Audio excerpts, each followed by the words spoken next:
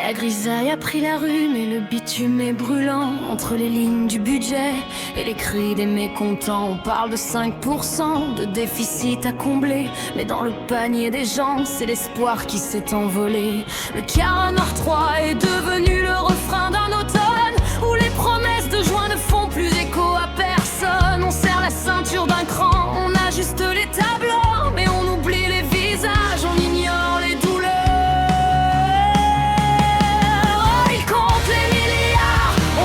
Nos centimes, la justice est un mot qu'on jette dans l'abîme. Entre les coupes sombres et les décrets du soir, on cherche encore la flamme au fond du désespoir. C'est le bal des budgets, la valse des renoncements. Pendant que le pays gronde et attend le changement.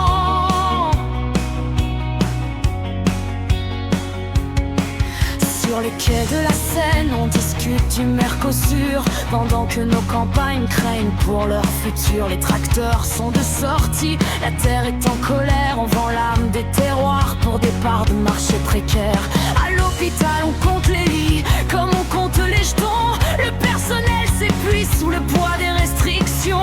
On nous parle de résilience, de croissance à protéger, mais qui protège ceux qui n'arrivent plus à manger?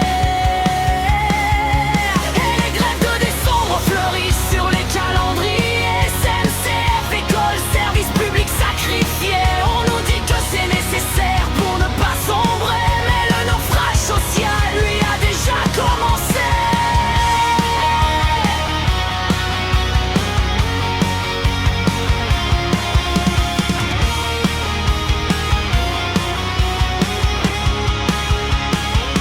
Ils disent que l'incertitude est le frein de la nation, que l'épargne des ménages est une forme d'hésitation. Mais quand le prix du gaz s'envole et que l'eau suivra le courant, les factures s'alourdissent, le débit devient pesant.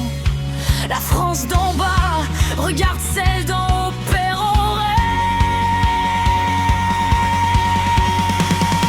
Sur la trajectoire budgétaire et la puissance à protéger.